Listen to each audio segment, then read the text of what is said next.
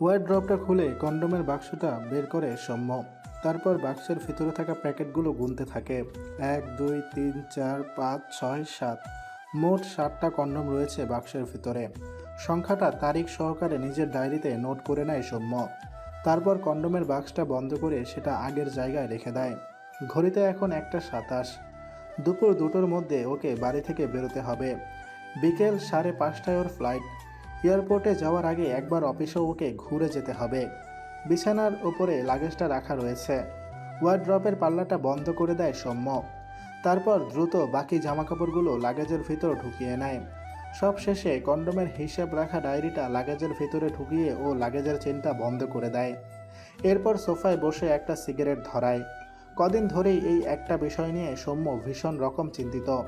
কিছুতেই ও কন্ডোমের হিসাব মেলাতে পারছে না। এসো খেয়ে নাও চট করে। গোপালদা কিন্তু গাড়ি বার করে ফেলেছে। শর্মিষ্ঠার ডাক শুনে স্ট্রেতে সিগারেটটা ফেলে উঠে দাঁড়ায় সৌম্য।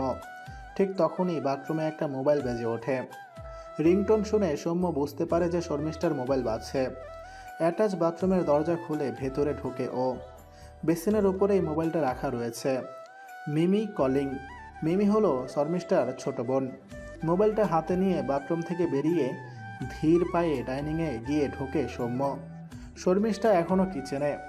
মিমির ফোন এসেছে। সেলফের উপরে রেখে দাও, আমি কল ব্যাক করে নেব। কিচেন থেকেই চেঁচিয়ে উত্তর দেয় শর্মিষ্ঠা। সৌম্য ফোনটা সেলফের উপরে রেখে ডাইনিং টেবিলের চেয়ারে এসে বসে। খানিকক্ষণের মধ্যেই ভাতের থালা হাতে হাসি মুখে কিচেন থেকে বেরোয় শর্মিষ্ঠা। কালো জিরে দিয়ে 4 পোনার ঝোল করেছি, চুপচাপ খেয়ে নাও। কথাটা বলতে বলতে ভাতের থালাটা ডাইনিং টেবিলের উপর রাখে শর্মিষ্ঠা। আবার চারাপোনার ঝোল? আমি কি অসুস্থ? অসুস্থ নও, তবে অসুস্থ হতে আর কতক্ষণ? দিল্লিতে গিয়ে সারা দিন শুধু ছাইপাশ গিলবে। এটা ওটা খাও, পেটটা একটু ঠান্ডা থাকবে। শর্মিষ্ঠা ভাতের থালার চারপাশে একে একে ডাল, আলু ভাজা আর মাছের ঝোলের বাটি সাজিয়ে দেয়। তুমিও খেয়ে নাও না এখন। তুমি খেয়ে নাও এখন, আমি বরং মিমিকে একটা ফোন করে আসি। সৌম্য আর কথা বাড়ায় না, চুপচাপ ভাত খেতে থাকে। শর্মিষ্ঠা সেলফের ওপর থেকে ফোনটা নিয়ে পাশের ঘরে চলে যায়। সৌম্য এক মনে খেতে থাকে আর কন্ডোমের হিসাব করতে থাকে। গত সপ্তাহে রাত্রে শোয়ার পরে বিছানায় 2বার আর এই সপ্তাহে 1 দিন সকালে কিচেনের ভিতরে।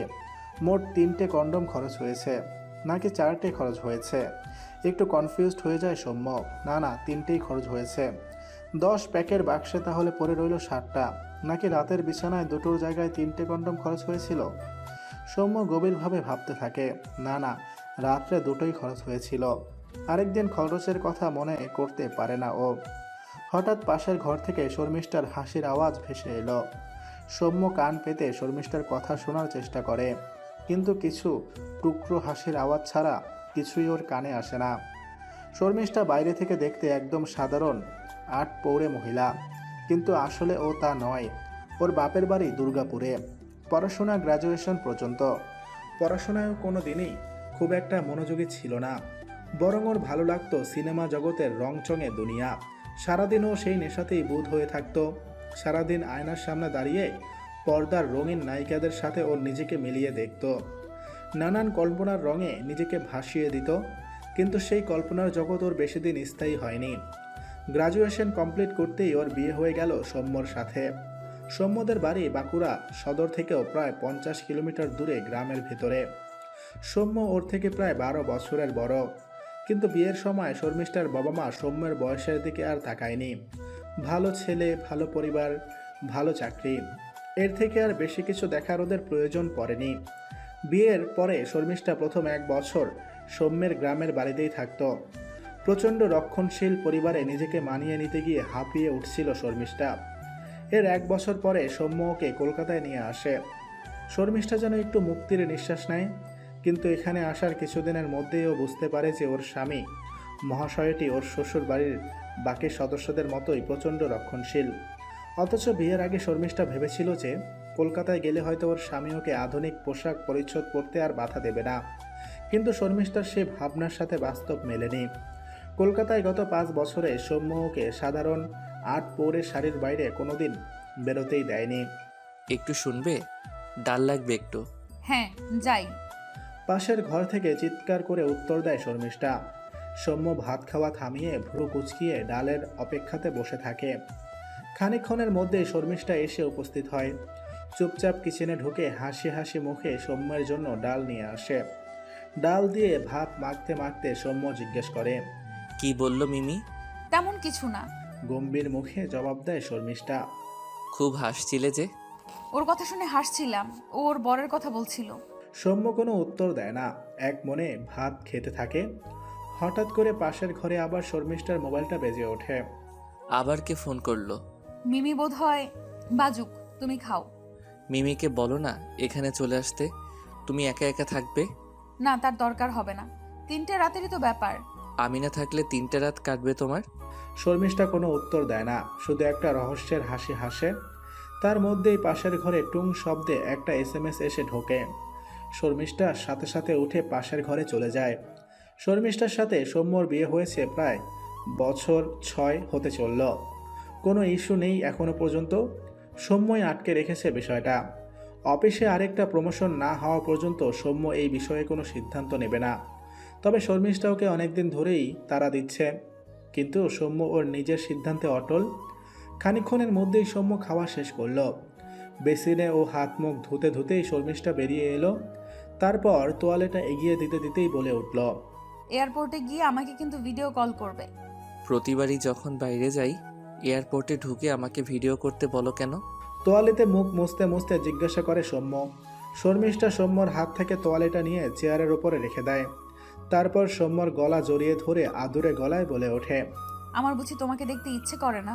কিন্তু এয়ারপোর্টে কেন? ওখানে পৌঁছিয়ে রাতেও তো ভিডিও কল করতে পারি। না, যাওয়ার আগে একবার দেখতে চাই। সৌম্য হাসে, স্ত্রীর কপালে একটা ভালোবাসার চুম্বন এঁকে দেয়। তারপর ওকে ছেড়ে পাশের ঘরে গিয়ে ঢোকে। এরপর ওয়ার্ড্রপ খুলে একটা টাই বের করে গলায় পরতে থাকে। টাই পরতে পরতে ওর আবার কন্ডোমের হিসাব না মেলার কথাটা মনে পড়ে যায়। ও যখন কন্ডোম কেনে তখন ও সবসময় 10টা প্যাকেটের বক্স কেনে। গত 6 বছরে কোনোদিনও এই বিষয়টা নিয়ে মাথায় ঘামায়নি। কিন্তু ওদের শেষ বিবাহ বার্ষিকীর দিন রাতে ও কন্ডোমের প্যাকেট খুলে দেখে সেখানে মাত্র 4 পিস কন্ডোম পড়ে রয়েছে। সেই মুহূর্তে ও এই বিষয়টা নিয়ে মাথা না ঘামালেও পরে ওর মনে হয়েছে যে বাক্সে আরও বেশি কন্ডোম থাকা উচিত ছিল।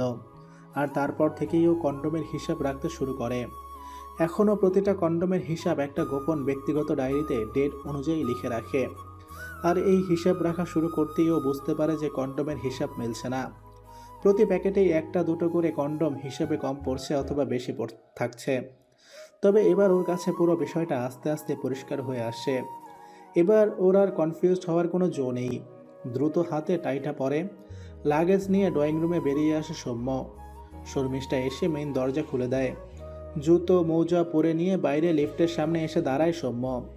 সাবধানে থেকো, আর অচেনা কাউকে ঘরে ঢুকতে দিও না। এদিকে কিন্তু খুব হুলো বিড়ালের উৎপাত। তুমি এত চিন্তা করো না তো।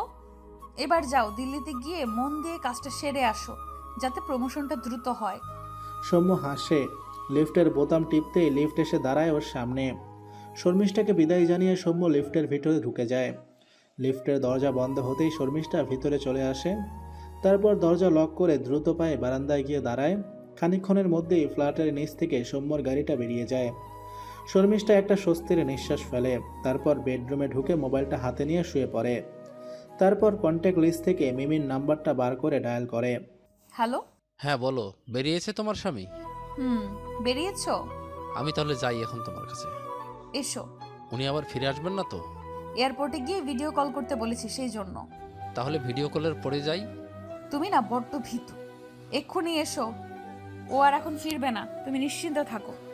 অপর প্রান্ত থেকে পুরুষালী গলায় মোহময় হাসির আওয়াজ ভেসে আসে। শর্মিষ্ঠা ফোনটা কেটে আয়নার সামনে গিয়ে দাঁড়ায়। তারপর বুকের ওপর থেকে শাড়ির আঁচলটা সরিয়ে ফেলে। নিজের 28 বছরের হিলহিলে চেহারাটার দিকে মুগ্ধ বিস্ময়ে তাকিয়ে থাকে। তারপরে আট পরে শাড়িটা খুলে ঘেন্না ভরে ছুঁড়ে ফেলে দেয় বিছানার উপরে। এরপর খাটের বক্স থেকে বার করে পছন্দের সেই নীল গাউনটা। চোখ বন্ধ করে সারা শরীরে সেই গাউনটা বোলাতে থাকে। নিজেকে কল্পনা করে বলিউডের সুন্দরী নায়িকাদের সাথে। কি ছিপছিপে শরীর ওর, হিলহিলে কোমর, ঠিক যেন কোনো ফিল্মের নায়িকা। অথচ এই সব কিছুই গ্রাম্য তাঁতের শাড়ির আড়ালে ওকে ঢেকে রাখতে হয়। ওর এই অনন্য সম্পদের কিছুইও দুনিয়াকে দেখাতে পারে না। এসব ভাবতে ভাবতেই ও নিজের শরীরটা বিছানায় এলিয়ে দেয়। কখন যে চোখটা বুজে আসে ও কিছুই বুঝতে পারে না। হঠাৎ করে মোবাইলটা বেজে উঠতেই ওর তন্দ্রা ভেঙে যায়। লাফিয়ে উঠে মোবাইলটা হাতে নিতেই দেখে সৌম্য কলিং ভিডিও কল করেছে। তার মানে এয়ারপোর্টে পৌঁছেছে। ও তাড়াতাড়ি শাড়িটা পরতে থাকে। সৌম্যের ভিডিও কল বেজে বেজে থেমে যায়। শর্মিষ্ঠা ভালোভাবে শাড়িটা পরে নিয়ে মোবাইলটা হাতে নিয়ে ড্রয়িং রুমে গিয়ে বসে। তারপর সৌম্যকে ভিডিও কল করে। হ্যালো, এত দেরি হলো কেন ফোনটা ধরতে? এই একটু বাথরুমে গেছিলাম। শর্মিষ্ঠা ভালো করে সৌম্যর চারপাশটা দেখতে থাকে। না, এয়ারপোর্টেই ও আছে এখন, নিশ্চিত হয় শর্মিষ্ঠা। তারপর জরুরি কিছু কথা বলে ফোনটা কেটে দেয়। এরপর বেডরুমে গিয়ে গায়ের শাড়িটা খুলে ছুঁড়ে ফেলে দেয়। তারপর পরম যত্নে নীল রঙের ভেলভেটের গাউনটা পরে নেয়। নিজের খোপা করে রাখা চুল খুলে ছড়িয়ে দেয় পিঠের ওপরে। তারপর পরম যত্নে সারা মুখে প্রসাধন করতে থাকে। প্রসাধন শেষ হলে ক্যাবিনেট খুলে বার করে সৌম্যর হুইস্কির বোতলখানি। তারপর কাচের গ্লাসে বরফের মধ্যে খানিকটা হুইস্কি ঢেলে নেয়। ব্লুটুথ স্পিকারে চালিয়ে দেয় ইংরেজি গান। হুইস্কির গ্লাসে চুমুক দিতে দিতে একা একাই ড্রয়িং রুম জুড়ে নাচতে থাকে। একটু পরেই কলিং বেল বেজে ওঠে। লুকিং গ্লাসে চেহারা দেখে নিয়ে দরজা খুলে দেয় শর্মিষ্ঠা। ভিতরে ঢুকে আসে সুঠাম শরীরের সুদর্শন যুবক। শর্মিষ্ঠা ওর দিকে এগিয়ে দেয় হুইস্কির গ্লাস। মদ্যপান করতে করতে দুজনে প্রাণ ভরে নাচ করে। তারপর শর্মিষ্ঠা ওকে নিয়ে বেডরুমে ঢোকে। ওয়ার্ড্রপ থেকে কন্ডোমের বাক্সটা বার করে এক পিস কন্ডোম এগিয়ে দেয় যুবকটির দিকে। তারপর উদ্দাম শরীরী খেলায় মেতে ওঠে দুজনে। সৌম্যর 3 দিন পরে দিল্লি থেকে ফেরার কথা ছিল, কিন্তু অফিসের কাজ মিটে যাওয়াতে পরদিন সকালেই ও কলকাতার ফ্লাইট ধরে। দুপুর 2টো নাগাদ ও নিজের ফ্ল্যাটে ফিরে আসে। ফ্ল্যাটের দরজায় কলিং বেল টিপে দাঁড়িয়ে থাকে ও, কিন্তু বেশ কিছুক্ষণ দাঁড়িয়ে থাকার পরেও কেউ দরজা খোলে না। দরজা ভেতর থেকে বন্ধ। আবার কলিং বেল টেপেও, কিন্তু ভেতর থেকে কোনো সাড়া আসে না। অথচ দরজার কলাপসেবল গেট খোলা। পরিষ্কার বোঝা যাচ্ছে দরজা ভেতর থেকেই বন্ধ। বাইরে শর্মিষ্ঠার জুতো জোড়া রয়েছে। সৌম্যের কাছে ফ্ল্যাটের গেটের আরেকটি চাবি রয়েছে, কিন্তু ভেতর থেকে যদি ছিটকেনি তোলা থাকে সেক্ষেত্রে লক খুললেও দরজা খোলা যাবে না। এইরকম ঘটনা আজ পর্যন্ত কোনোদিন হয়নি সৌম্যর সাথে। সৌম্য লাগেজ খুলে ডুপ্লিকেট চাবিটি বার করে। তারপর লক ঘোরাতেই ফ্ল্যাটের দরজা খুলে যায়। সৌম্য দরজা ঠেলে ভেতরে ঢোকে। ভেতরে কেমন যেন একটা থমথমে পরিবেশ। সৌম্য শর্মিষ্ঠার নাম ধরে ডাকে, কিন্তু কেউ সাড়া দেয় না। সৌম্য লাগেজটা ভিতরে ঢুকিয়ে বেডরুমে এগিয়ে ঢোকে। বেডরুমে ঢুকেই থমকে দাঁড়ায় সৌম্য। খাটের মধ্যে চিত হয়ে পড়ে রয়েছে শর্মিষ্ঠা। পরনে একটা বাংলা তাঁতের শাড়ি। মাথাটা খাট থেকে মাটিতে ঝুলছে। মুখটা হাঁ করে খোলা। খোলা চোখ দুটো ঠিকরে বেরিয়ে এসেছে কোটর থেকে। এক সারি কালো পিঁপড়ে শর্মিষ্ঠার ঠোঁট দিয়ে মুখের ভিতরে গিয়ে ঢুকছে। সৌম্য এগিয়ে যায় শর্মিষ্ঠার দিকে। ওর পা দুটো কাঁপছে থরথর করে। বুঝতে পারে শর্মিষ্ঠার দেহে কোনো প্রাণ নেই। পকেট থেকে মোবাইলটা বার করে সৌম্য। তারপর গুগল সার্চ করে কসবা থানার ফোন নাম্বারটা বার করে সেখানে ফোন করে। গ্রিনল্যান্ড আবাসনের সামনেটা ভিড়ে ভিড়াক্কার হয়ে রয়েছে। দুখানা পুলিশের ভ্যান এসে দাঁড়িয়েছে বাড়ির সামনে। আবাসনের ভেতরে ইতিউতি জটলা। সিকিউরিটি গার্ডকে একটা চেয়ারে বসিয়ে জিজ্ঞাসাবাদ করছে পুলিশ। সবার মনে একটাই প্রশ্ন, যে এইরকম একজন সাধারণ ঘরোয়া মহিলাকে কে খুন করলো। এর মধ্যেই একটা সাদা রঙের পুলিশি জিপ এসে থামলো আবাসনের বাইরে। নেমে এলেন পুলিশ অফিসার রাজবীর সানাল ওরফে শ্যাম। বয়স খুব বেশি হলে 30 থেকে 32। ফর্সা মুখে হালকা অযত্নে বেড়ে ওঠা দাড়ি। উচ্চতা প্রায় 6 ফুট। পেটানো অ্যাথলেটিক চেহারা। স্লিম ফিট আকাশি হাফ শার্ট কোনোয়ের ঠিক উপরে এসে থেমে গেছে। কালো প্যান্ট আর ঝকঝকে পলিশ করা বুট নিয়ে গাড়ি থেকে নেমে দাঁড়ালেন অফিসার শ্যাম। সানগ্লাসটা খুলে একবার 4 তলার দিকে দাঁড়ালেন। তারপর গটগট করে হেঁটে লিফটে গিয়ে উঠলেন। আসুন স্যার। শ্যাম লিফট থেকে নামতেই এগিয়ে এলেন sub inspector Sujit Samaddar. Photographer এসেছে? হ্যাঁ স্যার, বডির ফটো তোলা হয়ে গেছে। ওর হাজবেন্ড কোথায়? বসিয়ে রেখেছি স্যার। আর কোনো আত্মীয় স্বজন? মেয়েটির বাপের বাড়িতে খবর পাঠানো হয়েছে, ওরা আসছে। কোথায় বাড়ি ওদের? দুর্গাপুর। কে ফোন করেছিল ওদের? আমি। জামাই বা শ্বশুর বাড়ির সম্বন্ধে ওদের কোনো অভিযোগ আছে? না স্যার, কোনো অভিযোগ নেই। স্যাম ধীর পায়ে ঘরের ভিতরে গিয়ে ঢোকে। ড্রয়িং রুমের সোফায় মাথা নিচু করে বসে আছে সৌম্য। শ্যাম খানিকক্ষণ দাঁড়িয়ে সৌম্যকে দেখে, তারপর বেডরুমের ভেতরে ঢুকে যায়। শর্মিষ্ঠার বডি এখনও খাটের উপরে পড়ে রয়েছে। শ্যাম বেশ কিছুক্ষণ দাঁড়িয়ে দাঁড়িয়ে মৃতদেহটি দেখতে থাকে। তারপর সমাদদারের সাথে কথাবার্তা শুরু করে। কোন জিনিস খোয়া গেছে? মহিলার স্বামীর বয়ান অনুযায়ী কোনো কিছু খোয়ানো যায়নি। বাড়িতে কাজের লোক কয়টি? সকালে একজন আসে। ওকে থানায় তুলে নিয়ে আসো। ঠিক আছে স্যার, বডি এবার পোস্টমর্টমে পাঠিয়ে দাও। যেমন আপনি বলবেন। সমাদদার ঘর ছেড়ে বেরিয়ে যায়। শ্যাম ঘুরে ঘুরে খুঁটিয়ে খুঁটিয়ে ফ্ল্যাটটি দেখতে থাকে। দুটি ছেলে এসে শর্মিষ্ঠার মৃতদেহ নিয়ে চলে যায়। শ্যাম বিছানাটা ভালো করে দেখে। তারপর ওয়ার্ড্রবের পাল্লাটা খুলতেই একদম সামনে কন্ডোমের প্যাকেটটি চোখে পড়ে। সমাদদার, শ্যামের ডাক শুনে সমাদদার ঘরে এসে ঢোকে। বলুন স্যার। কন্ডোমের প্যাকেটটা সিজ করো। ঠিক আছে স্যার। মৃতার মোবাইল ফোনটা পেয়েছো? হ্যাঁ স্যার, বডির একদম পাশেই পড়েছিল। শ্যাম আশ্চর্য হয়ে সমাদদারের দিকে তাকিয়ে থাকে মোবাইলের কথাটা শুনে। আজ সন্ধ্যের মধ্যে কল লিস্ট চাই। হয়ে যাবে স্যার। ঘরের ভেতরে ওয়ার্ড্রব, একটা ড্রেসিং টেবিল আর একটা খাট রয়েছে। শ্যাম মন দিয়ে খুঁটিয়ে সবকিছু পরীক্ষা করতে থাকে। তারপর বেডরুমটা সিল করে দাও। আরও ভালোভাবে সব কিছু পরীক্ষা করার দরকার আছে। বেডরুম থেকে বেরিয়ে বাথরুমে ঢুকলো শ্যাম। চারপাশ খুঁটিয়ে দেখতে গিয়ে বেসিনের নিচে একটা ডাস্টবিন চোখে পড়ল। সমাদদার, বিনটা নিয়ে বাইরে এসো। সমাদদার ডাস্টবিনটা নিয়ে শ্যামের পেছন পেছন বারান্দায় চলে যায়। তারপর মেঝেতে একটা খবরের কাগজ পেতে ওর উপরে ডাস্টবিনটা উপর করে। হাতে একটা গ্লাভস পরে নিয়ে সমাদদার ডাস্টবিনের নোংরা ঘাঁটতে থাকে। নোংরা ঘাঁটতে ঘাঁটতে একটা ব্যবহৃত কন্ডোমও তুলে ধরে শ্যামের দিকে। শ্যাম সাথে সাথে হাঁটু গেড়ে বসে পড়ে মাটিতে। তারপর খুঁটিয়ে কন্ডোমটা দেখতে থাকে। ভেতরটা এখনো ভেজা স্যার। তাই তো দেখছি সমাদদার, গত 24 ঘন্টার মধ্যে এটা ব্যবহার করা হয়েছে। শ্যাম হাতে একটা গ্লাভস পরে নেয়। তারপর কন্ডোমটা হাতে নিয়ে নেড়েচেড়ে দেখতে থাকে। খুব গুরুত্বপূর্ণ এভিডেন্স সমাদদার। ভেতরের ফ্লুইডটা কার এটা জানা দরকার। কন্ডোমটা সমাদদারের হাতে দিয়ে ড্রয়িং রুমে বেরিয়ে আসে শ্যাম। সৌম্য তখনও মাথা নিচু করে বসে আছে। শ্যাম সৌম্যর উল্টো দিকের সোফাতে গিয়ে বসে। Hello mister Sen. সৌম্য চোখ তুলে তাকায় শ্যামের দিকে। হ্যালো। শ্যাম খানিকক্ষণ তাকিয়ে থাকে সৌম্যর দিকে। তারপর, আপনি কখন দেখলেন বডিটা? দুপুর 2টো হবে তখন। কোথায় গেছিলেন? দিল্লি থেকে ফিরলাম আজ। কবে গেছিলেন? গতকাল বিকেল 5টার ফ্লাইট ছিল। আজ কলকাতায় কখন নামলেন ফ্লাইট থেকে? সকাল 9টা। এখানে তাহলে দুটোই এলেন কেন? খুব ইম্পর্টেন্ট অফিসিয়াল কাজ ছিল, তাই এয়ারপোর্টে নামার পরে প্রথমে সোজা অফিসে চলে যাই। তারপর সমস্ত কাজ শেষ করে দুপুর 1টা নাগাদ অফিস থেকে বেরোই। তারপর বাড়িতে এসে দেখি এই দৃশ্য। কথাগুলো বলতে বলতে সৌম্যের চোখ দুটো ছলছল করে ওঠে। আপনি কি এইরকম প্রায় বাইরে যান? হ্যাঁ, মাঝে মধ্যে আমাকে অফিসিয়াল ট্যুরে যেতে হয়।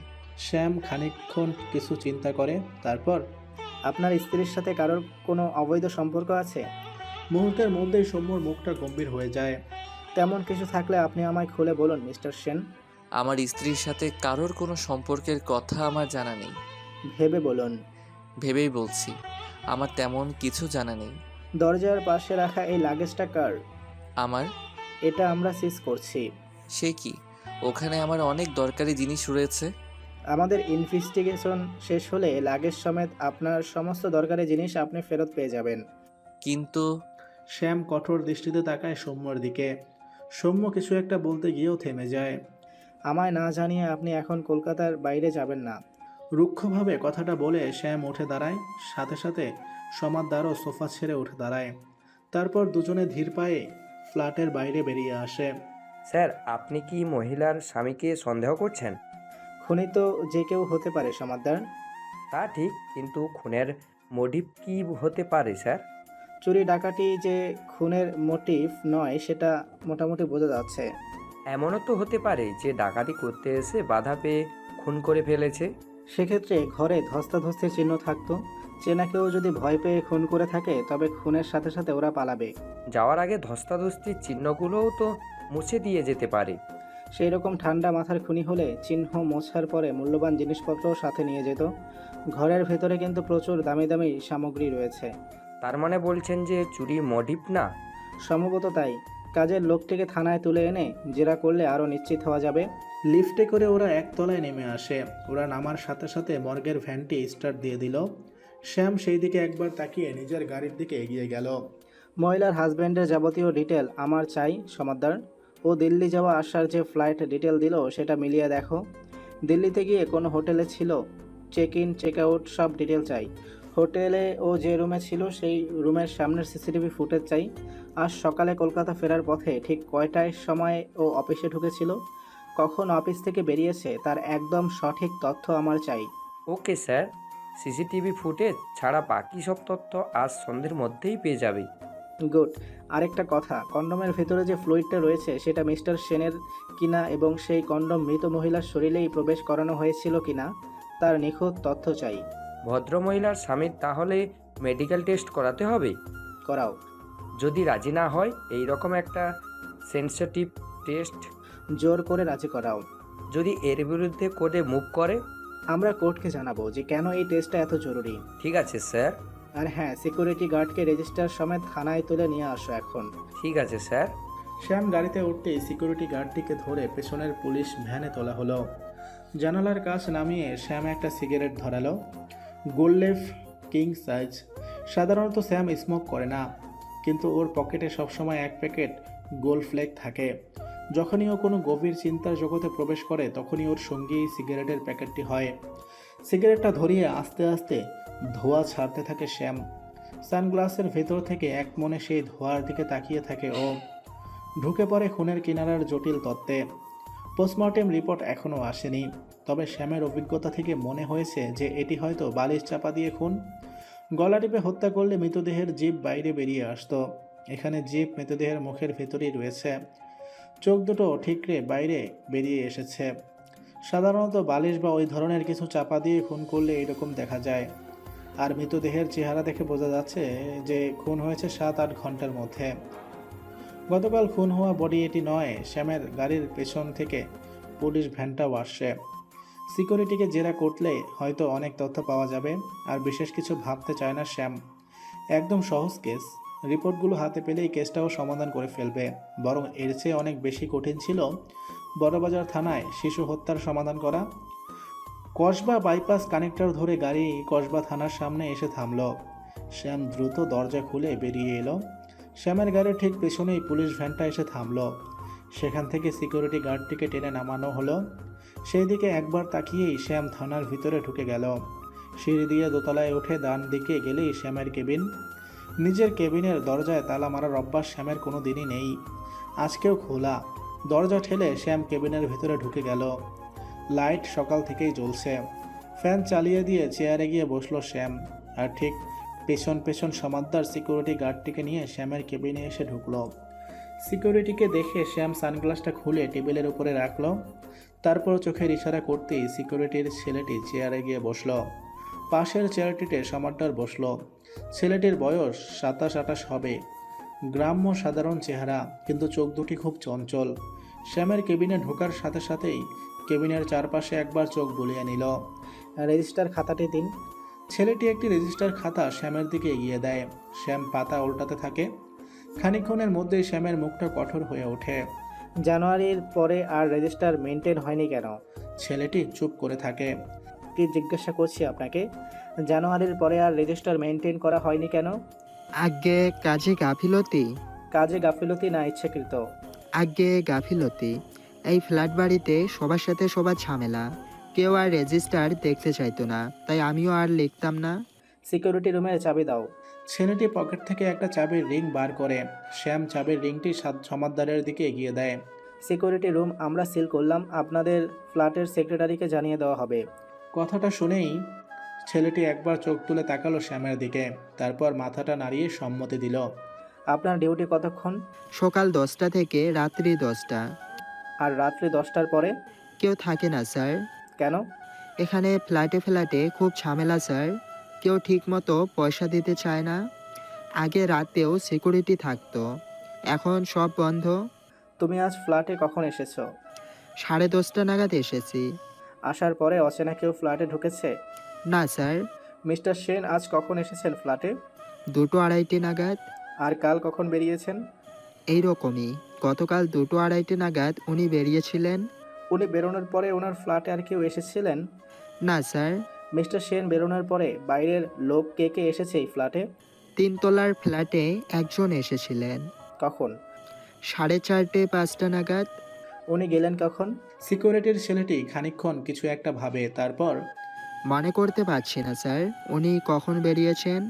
শ্যাম খানিকক্ষণ কঠিন মুখে ছেলেটির দিকে তাকিয়ে থাকে। তারপর তোমাকে আমরা হেফাজতে নিলাম। আমি খুন করিনি স্যার, আমাকে কেন হেফাজতে নেবেন? শ্যাম কোনো উত্তর দেয় না। সমন্তর চেয়ার ছেড়ে উঠে দাঁড়ায়। তারপর সিকিউরিটি ছেলেটির কলার ধরে ওকে টেনে তোলে। ছেলেটি চিৎকার করতে থাকে আর বলে, স্যার আমি খুন করিনি, আমি খুন করিনি। শ্যাম উঠে দাঁড়ায়। তারপর ছেলেটির চুলের মুঠি ধরে হিসিয়ে গলায় বলে ওঠে, ফ্ল্যাটের নিরাপত্তার দায়িত্বে ছিলে তুমি, কিন্তু নিজের দায়িত্ব ঠিক মতন তুমি পালন করনি। তুমি যদি সজাগ থাকতে তাহলে হয়তো এই খুনটা হতো না। কথাটা বলেই শ্যাম ঘর ছেড়ে বেরিয়ে যায়। সমাদর টানতে টানতে ছেলেটিকে চালান ঘরের দিকে নিয়ে যায়। শ্যাম দোতলার করিডোরের দিকে হাঁটা লাগায়। ধীর পায়ে করিডোরে এসে দাঁড়িয়ে একটা সিগারেট ধরায়। নিচ দিয়ে অসংখ্য গাড়ি বাইপাসের দিকে ছুটে চলেছে। সিগারেট খেতে খেতে এক মনে কেসটা নিয়ে ভাবতে থাকে শ্যাম। ঠিক তখনই সুজিত সমাদদার পেছনে এসে দাঁড়ায়। একটা কথা ছিল স্যার, কি? কাজের মেয়েটি বাড়ি ছেড়ে পালিয়েছে। সে কি? ওকে তুলে আনতে সাব ইন্সপেক্টর অসিত মালকে পাঠিয়েছিলাম, ও ফিরে এসেছে। কি বললো অসিত মাল? মেয়েটা কাকুলিয়া বস্তিতে থাকতো স্যার, দরজায় তালা মারা। খোঁজ নিয়ে জানা গেছে সকালে কাজে বেরিয়েছিল, কিন্তু খুব দ্রুত কাজ থেকে ফিরে আসে। তারপর আবার হন্তদন্ত হয়ে বেরিয়ে যায়। বেরোনোর সময় কাঁধে একটা ব্যাগ ছিল। একজনকে বলে গেছে যে নবদ্বীপ যাচ্ছে ওর মাসির বাড়ি। ওর মাসি নাকি গুরুতর অসুস্থ। হঠাৎ ফোন এসেছে, তাই তাড়াহুড়ো করে ওকে যেতে হয়েছে। বয়স কত মেয়েটির? 27-28 হবে, স্বামী পরিতপ্তা। শ্যাম সিগারেটে একটা গভীর টান দেয়। সৌম্য বলছে কিছু চুরি যায়নি, অথচ কাজের মেয়েটি আর সকাল থেকেই গায়েব। পুরো বিষয়টা এবার গোলমেলে ঠেকছে। যতটা সহজ মনে হচ্ছিল কেসটা, ততটা সহজ নয়। সমাদদার, বলুন স্যার।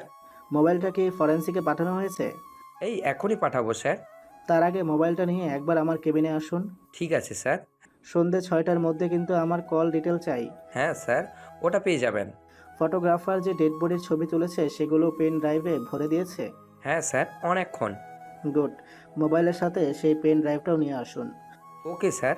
শ্যাম ওর কেবিনে ঢুকে কম্পিউটার অন করে দেয়। পেছন পেছন সমাদদারও মোবাইলটা নিয়ে ঘরে এসে ঢোকে। শ্যাম হাতে একটা গ্লাভস পরে নেয়। তারপর প্লাস্টিকের সিল করা প্যাকেট থেকে মোবাইলটা বার করে। তারপর পাশের বোতামটা টিপে মোবাইলটা অন করে। মোবাইলটা ঠিক বডির কোথায় পড়েছিল? একদম পাশেই, অন করা অবস্থায়। মোবাইলটা অন হওয়ার পরে শ্যাম নিজের বুড়ো আঙুলটা দিয়ে মোবাইলটা সোয়াইপ করলো। সাথে সাথে মোবাইলের হোম পেজ খুলে গেল। শ্যাম গ্যালারি ঘেটে শর্মিষ্ঠার কতগুলো ঘরোয়া ছবি বার করলো। খুব মন দিয়ে ছবিগুলো দেখতে লাগলো। ইতিমধ্যেই সমাদদার কম্পিউটারে পেনড্রাইভ ফিট করে দিয়েছে। শ্যাম মোবাইল থেকে চোখ সরিয়ে পেনড্রাইভের ছবিগুলো দেখতে লাগলো।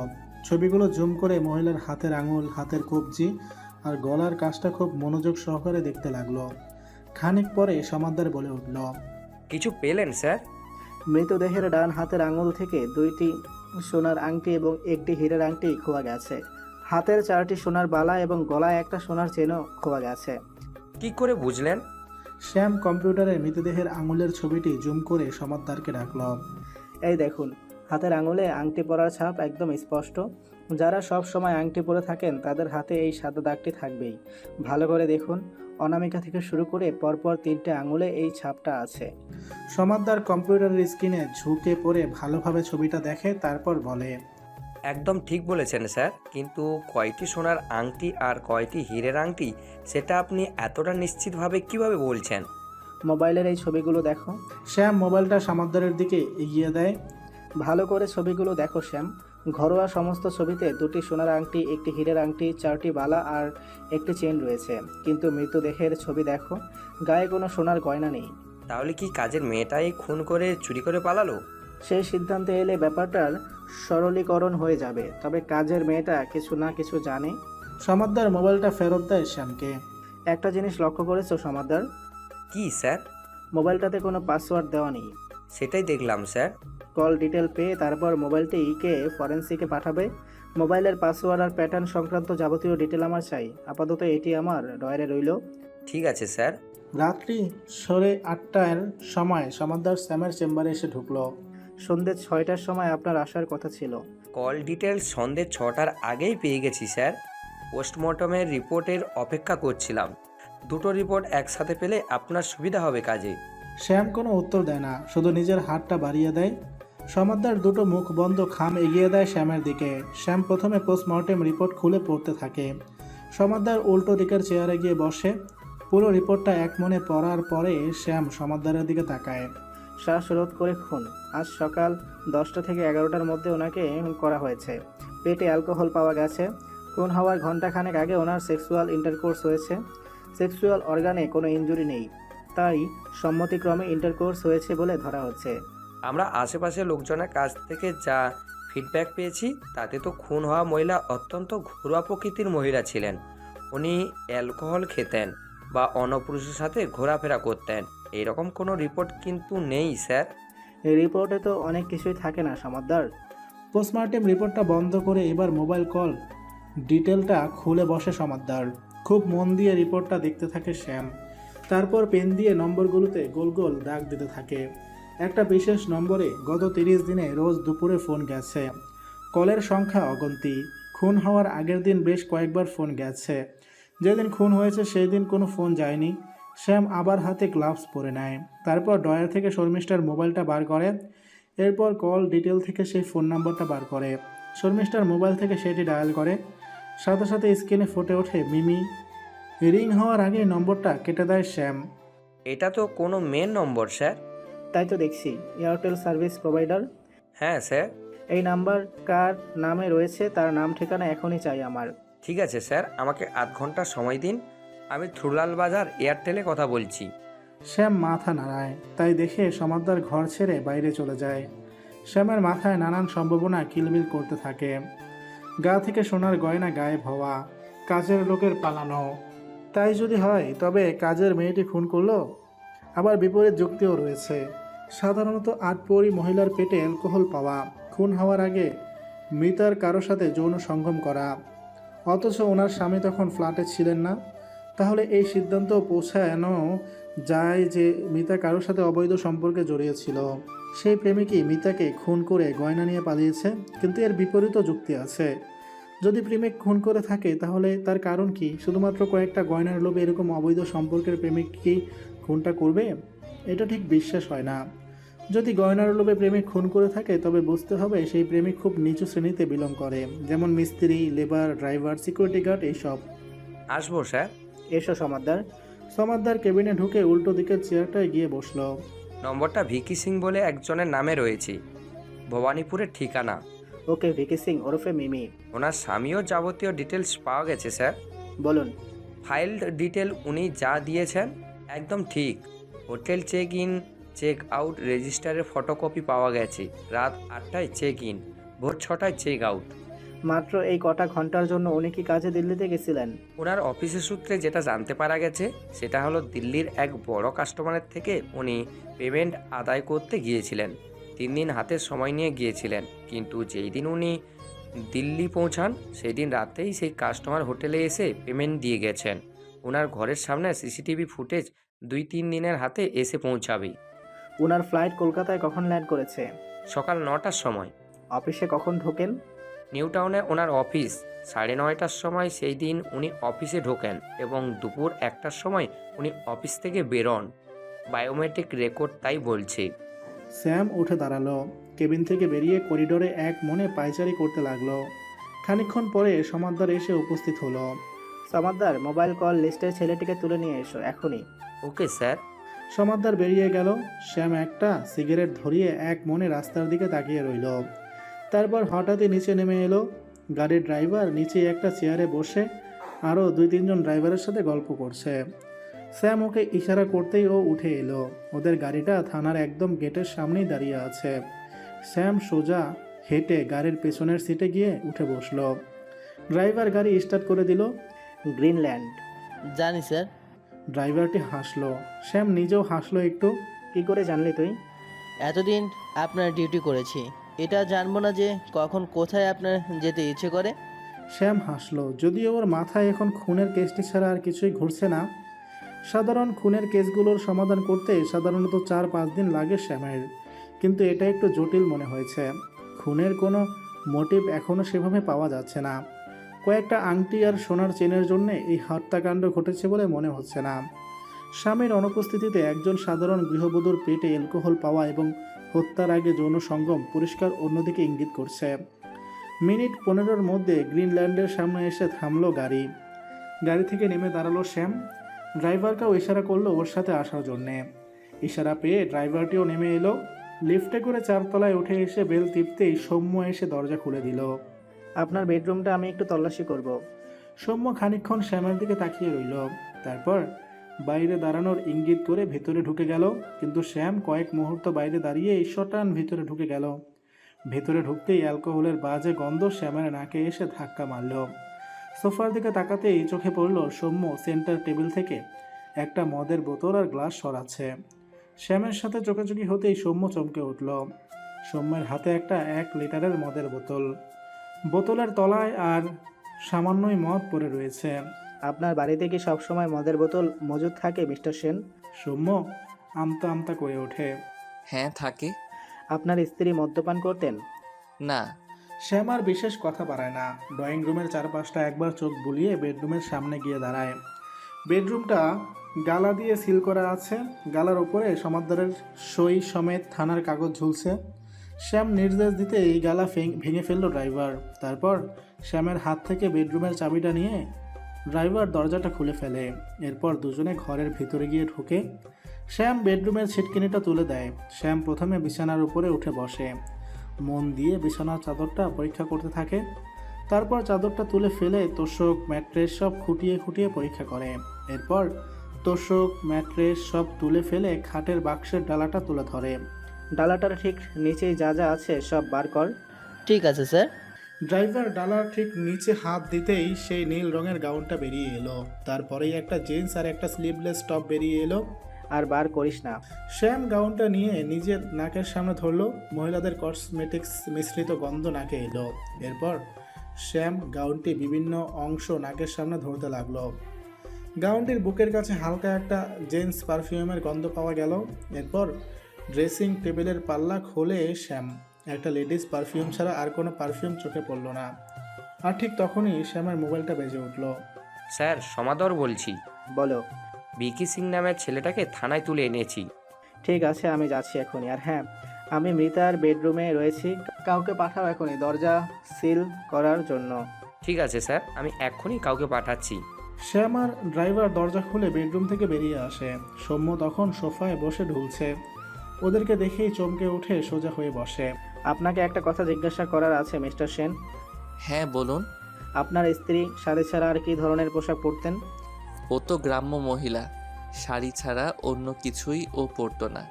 এমনকি জীবনে কোনো দিন সালোয়ার কামিজ বা নাইটি পর্যন্ত পরেনি। ঠিক আছে, আমি এখন বেরোচ্ছি। একটু পরে থানা থেকে লোক এসে দরজাটা সিল করে দিয়ে যাবে। ঠিক আছে স্যার। শ্যাম বেরিয়ে আসে গ্রিনল্যান্ড অ্যাপার্টমেন্ট থেকে। খানিকক্ষণের মধ্যে ওরা থানায় গিয়ে পৌঁছায়। থানায় পৌঁছাতেই সমাদদার এগিয়ে আসে। কিছু এভিডেন্স পেলেন স্যার? কেবিনে এসো। শ্যামের পেছন পেছন সমাদদার কেবিনে গিয়ে ঢোকে। প্লাস্টিকের একটা প্যাকেট থেকে নীল গাউনটা বার করে শ্যাম। তারপর সেটা সমাদদারের দিকে এগিয়ে দেয়। গাউনটা নাকের কাছে ধরো, দেখবে হালকা একটা পারফিউমের গন্ধ পাবে। গাউনটা নাকের কাছে ধরে সমাদদার। গাউনটির বিভিন্ন অংশ নিচের নাকে ঘষতে থাকে। একটা হালকা পারফিউমের গন্ধ পাচ্ছি স্যার। বলো। জেন্টস পারফিউমের গন্ধ। হ্যাঁ স্যার। কারো ড্রেস এইরকম অতি হালকা এবং ছাপছাপ পারফিউমের গন্ধ তখনই পাওয়া যায় যখন তাকে কেউ জড়িয়ে ধরে। তাকে যে জড়িয়ে ধরলো সে যে পারফিউমটা গায়ে মেখেছে সেই গন্ধটা তখন ড্রেসে লেগে যায়। তুমি যে গন্ধটা পাচ্ছ সেটা সেই গন্ধ।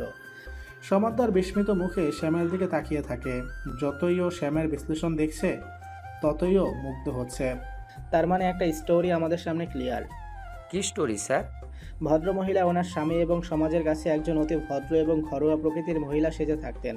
বাস্তবে উনি তা ছিলেন না। বাস্তবে উনি নিজের জীবনটাকে খুব খোলামেলাভাবে উপভোগ করতেন। গাউনটিতে যে হালকা কসমেটিক্সের গন্ধ লেগে আছে তার থেকে বোঝা যাচ্ছে গাউনটি হয়তো উনি গতকাল দুপুরেই পরেছিলেন। কল রেকর্ড অনুযায়ী তারপরেই উনি ভিকি সিংকে ফোন করে ডাকেন। ভিকি সিং ঘরে ঢুকে মহিলাকে জড়িয়ে ধরে। এরপর দুজন মিলে মদ্যপান করে। কিন্তু স্যার সিকিউরিটির বয়ান অনুযায়ী মিস্টার সেন চলে যাওয়ার পরে ওনার ফ্ল্যাটে কেউ আসেনি। অন্য ফ্ল্যাটে তো এসেছো। হ্যাঁ, সেই বয়ান দিয়েছে। অন্য ফ্ল্যাটে যাওয়ার নাম করে যদি ভিকি সিং মিতার ফ্ল্যাটে আসে সেটা সিকিউরিটির পক্ষে বোঝা সম্ভব নয়। ঠিক বলেছেন স্যার, এছাড়া সিকিউরিটি ঢুকতে দেখলেও কাউকে বেরোতে দেখেনি। তার মানে ভিকি সিং রাতভর ফ্ল্যাটেই ছিল। সকালে ওরা সেক্স করে, এরপর ভিকি সিং খুনটা করে ফ্ল্যাট ছেড়ে পালায় এবং সেটা 10:30টায় সিসিটিভি আসার আগেই। ব্যাপারটা এতটাও সরল নয় সমাদার, কারণ মিতার পরনে তাঁতের শাড়ি ছিল। আমার যতদূর অনুমান ভিকি বাড়িতে থাকতে ও তাঁতের শাড়িটা পরেনি। প্রেমিকের সামনে ও আধুনিক সাজগোজেই থাকবে, এটাই স্বাভাবিক। ভিকি বেরিয়ে যাওয়ার পরে ও শাড়িটা পরেছে। তার মানে বলতে চাইছেন যে ভিকি সিং বেরিয়ে যাওয়ার পরে খুনটা হয়েছে? হয়তো বা না। সমাদ্দার চুপ করে বসে ভাবতে থাকে। শ্যাম একটা সিগারেট ধরায়, তারপর ভিকি সিংকে নিয়ে আসো। মাথা ঝাঁকিয়ে চিন্তিত মনে বেরিয়ে যাওয়া সমাদ্দার। কেবিনটা সিগারেটের ধোঁয়ায় ভরে ওঠে। খানিকক্ষণের মধ্যেই ভিকি সিংকে নিয়ে সমাদ্দার এসে উপস্থিত হয়। 30-31 বছর বয়সের তরতাজা যুবক, ফুল স্লিভ জামা কোনোই পর্যন্ত গোটানো, বুকের দুটো বোতাম খোলা, সেখান দিয়ে লোমশ বুক উকি মারছে। কায়দা করে কাটা ঝাঁকড়া চুল মনে করিয়ে দিচ্ছে যে ছেলেটি অন্তত শৌখিন প্রকৃতির এবং পকেটে পয়সাও যথেষ্ট রয়েছে। ছেলেটি কেবিনে এসে ঢুকতেই সিগারেটের ধোঁয়াকে ছাপিয়ে ভরপুর করে পারফিউমের গন্ধ ছাপিয়ে গেল। শ্যাম এক মনে চোখ বন্ধ করে পারফিউমের গন্ধটা মেলানোর চেষ্টা করলো। সমাদ্দার আর ভিকি সিং দুজনেই শ্যামের চোখ খোলার অপেক্ষাতে দাঁড়িয়ে রইল। খানিকক্ষণ পরে শ্যাম চোখ খুলে দুজনকেই বসতে নির্দেশ দিল। শ্যাম কঠিন মুখে খানিকক্ষণ ভিকি সিংয়ের দিকে তাকিয়ে রইল। ভিকি সিং মাথা নিচু করে চুপচাপ বসে রইল। বেশ খানিকক্ষণ এভাবেই কেটে গেল। অবশেষে শ্যাম প্রথম মুখ খুলল। শর্মিষ্ঠা দেবীকে কতদিন চেনেন আপনি? ছেলেটি চুপ করে বসে থাকে। দেখুন, ভালো মুখে আপনাকে জিজ্ঞাসা করছি, সব রকম সহযোগিতা করুন, না হলে আপনাকে অ্যারেস্ট করে আমরা আপনাকে জেরা করব। সেই অভিজ্ঞতা কিন্তু আপনার ভালো হবে না। না, আমি সব রকম সহযোগিতা করব আপনাকে। গুড।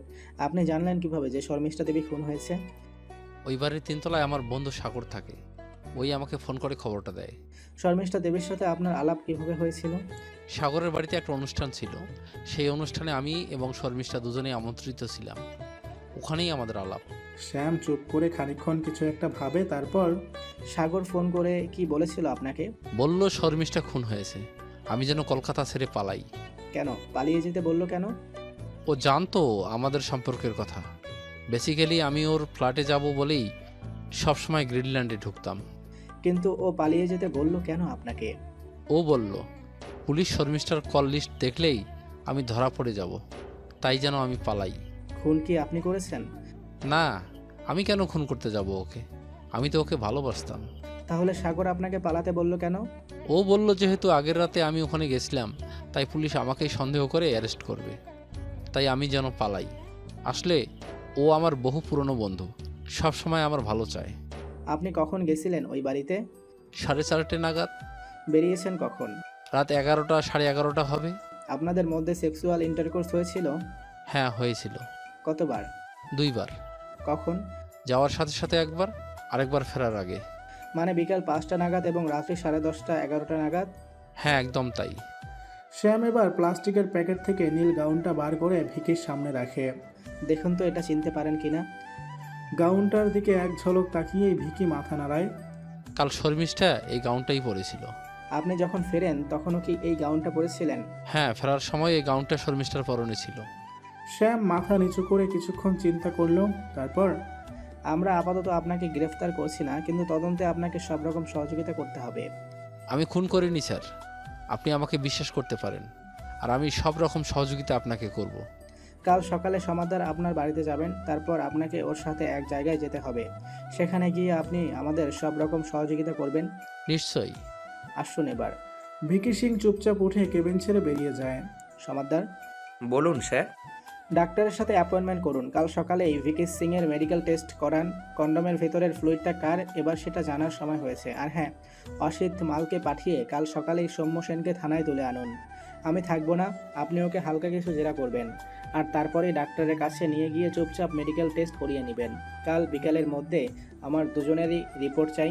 ঠিক আছে স্যার। আর হ্যাঁ, মিস্টার সেনের যে লাগেজটা আমরা সিজ করলাম সেটা একবার নিয়ে এসো, সেটা দেখবো একবার। এক্ষুনি আনছি স্যার। সমাদ্দার বেরিয়ে যায়। খানিকক্ষণের মধ্যেই লাগেজ নিয়ে ফিরে আসে। এরপর কেবিনের এক পাশে লাগেজটা খুলে সমাদ্দার। জামা কাপড়, সেভিং সেট, তোয়ালে, তারপরেই বেরিয়ে আসে একটা খয়েরি রঙের ডায়েরি। শ্যাম উঠে গিয়ে সমাদরের হাত থেকে ডায়েরিটা নেয়। আর তো তেমন কিছু পাওয়া গেল না স্যার। লাগেজ থেকে নিশ্চয়ই ছুরি, বন্দুক এসব পাওয়া যাবে না? তা ঠিক। পরদিন সকাল 8টার সময় সমাদদারকে ফোন করলো শ্যাম। 2-3বার রিং হওয়ার পরেই অপর প্রান্ত থেকে সমাদদার ফোনটা রিসিভ করলো। হ্যাঁ স্যার, বলুন। সৌম্য সেনকে কখন তুলতে যাচ্ছেন? ওনাকে ফোন করে বাড়িতে থাকতে বলেছি। সকাল 9টা নাগাদ অসিত যাবে ওকে তুলতে।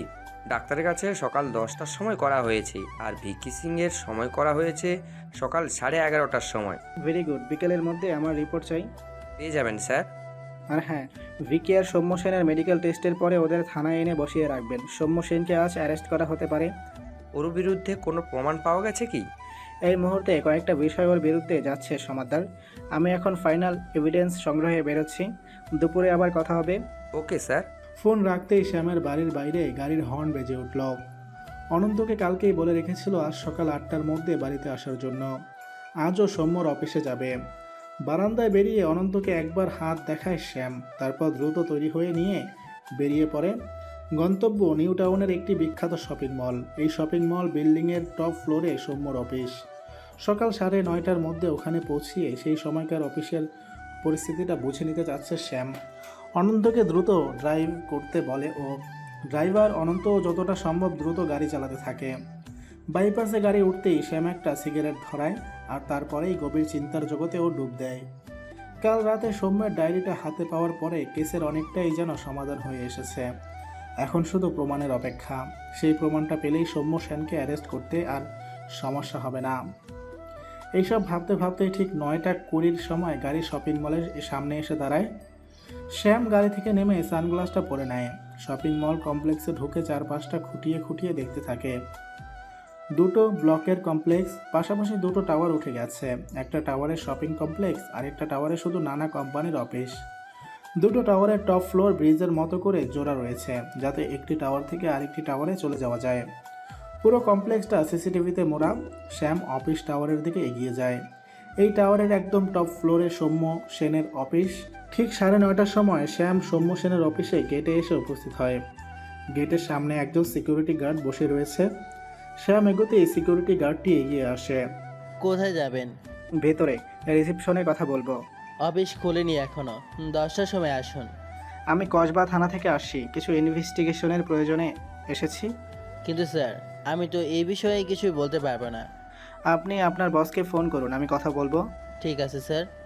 সিকিউরিটির ছেলেটি ফোনে ওর বসকে ধরে। হ্যালো।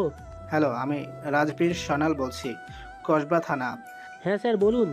আপনি জানেন যে সৌম্য সেনের স্ত্রী মার্ডার হয়েছেন? হ্যাঁ স্যার, জানি। আপনাদের থানা থেকে গতকাল একজন অফিসার এসেছিল সৌম্যের ব্যাপারে খোঁজ নিতে। ওনাকে আমরা সব রকম সহযোগিতা করেছি। সহযোগিতা না করলে আপনাদেরও বিপদে পড়তে হবে। এনিওয়ে, আমি আপনাদের অফিসটা একটু ঘুরে দেখব এবং মিস্টার সেনের কাজের জায়গাটাও আমাকে সার্চ করে দেখতে হবে। কিন্তু আমার কাছে অফিসিয়াল নির্দেশ রয়েছে, আপনি যদি আমাকে শান্তিতে কাজ করতে না দেন তাহলে আমাকে বাহিনী নিয়ে আসতে হবে। না না, দরকার পড়বে না, আপনি ঘুরে দেখুন অফিসটা। দরজা ঠেলে অফিসের ভিতরে ঢুকে পড়ে শ্যাম। অফিসের সর্বত্র সিসিটিভি রয়েছে। শ্যাম প্রত্যেকটা রুমের দরজা খুলে খুলে দেখতে থাকে।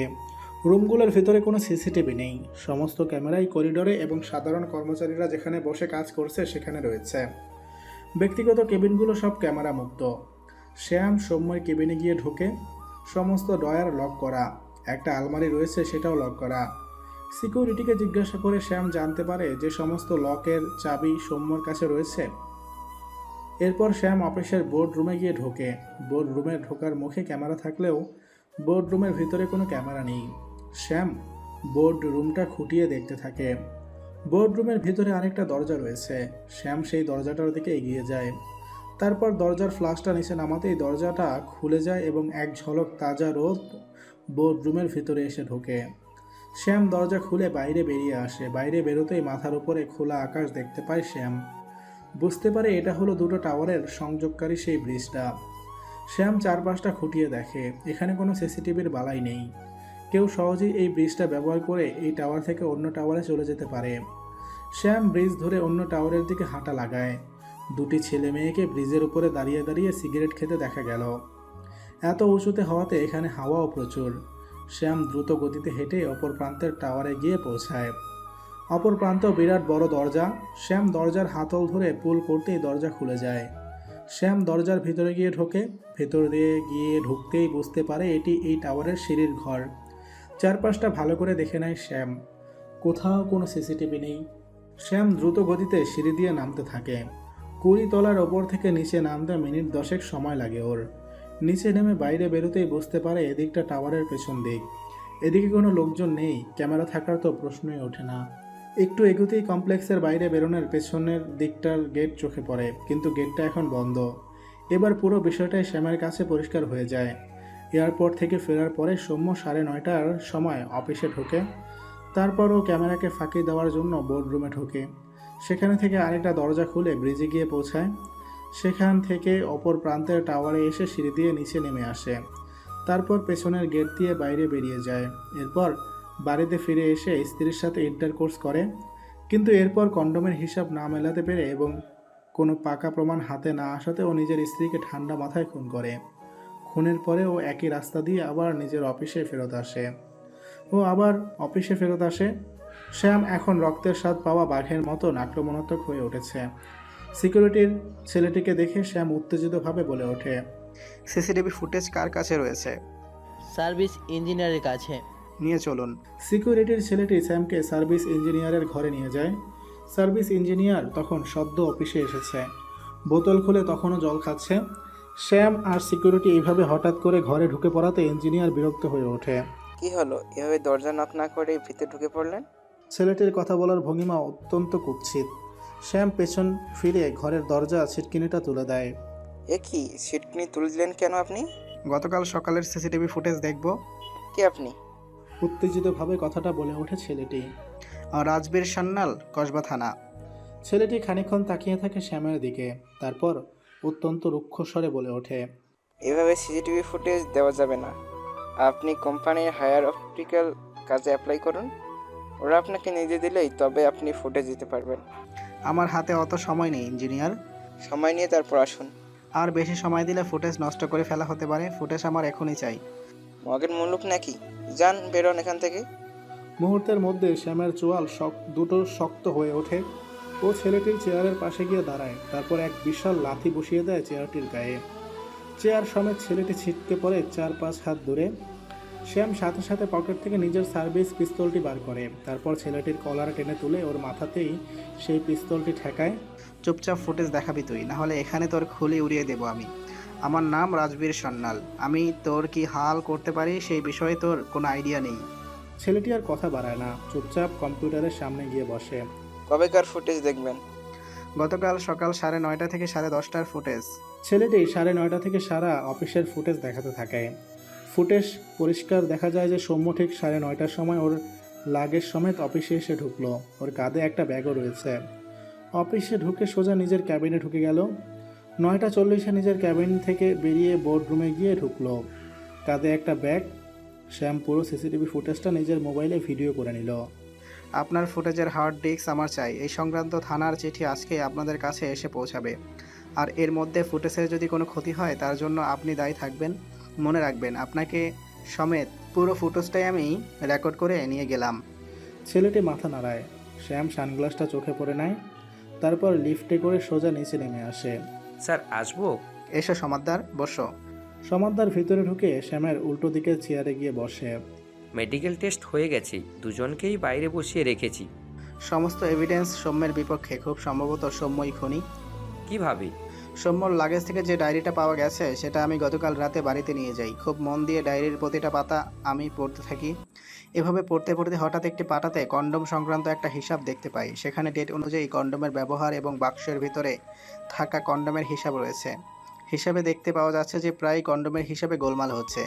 তাই যদি হয় তাহলে সৌম্য ওর বউকে সন্দেহ করবে, এটাই স্বাভাবিক। কিন্তু এখানে খুনের প্রমাণ পেলেন কোথা থেকে? সৌম্যের ডায়েরির হিসাব অনুযায়ী কন্ডোম থাকার কথা 7টি, কিন্তু আমরা বক্সে পেয়েছি 4টি কন্ডোম। কিন্তু আশ্চর্যের বিষয়, সৌম্যের ডায়েরিতে গতকালের ডেট দিয়ে লেখা রয়েছে বাক্সে পড়ে থাকা কন্ডোমের সংখ্যা 4। ও যদি গতকাল দুপুর 2টো নাগাদ বাড়িতে ফিরে থাকে, সেক্ষেত্রে ওর স্ত্রী ততক্ষণে খুন হয়ে গেছে। নিজের স্ত্রীর খুন হয়ে যাওয়া মৃতদেহ দেখার পরেও নিশ্চয়ই তখন কন্ডোমের হিসাব করতে বসবে না। যতদূর সম্ভব ও আগে কন্ডোমের হিসাব করেছে, তারপরে খুনটা করেছে। একদম ঠিক। এছাড়া ওর অফিসের সিসিটিভি ফুটেজ ওর বিরুদ্ধে গেছে সমাদার। তুমি কাউকে ওর অফিসে পাঠিয়ে গতকাল সকাল 9:30 থেকে দুপুর 2টো পর্যন্ত ফুটেজ নিয়ে আসো। আমি এক্ষুনি কাউকে পাঠাচ্ছি স্যার। গুড, সৌম্য, সেনকে ভেতরে পাঠাও। ঠিক আছে স্যার। সমাদদার বেরিয়ে যায়। স্যাম একটা সিগারেট ধরায়। কেবিনটা আবার ধোঁয়ায় ভরে ওঠে।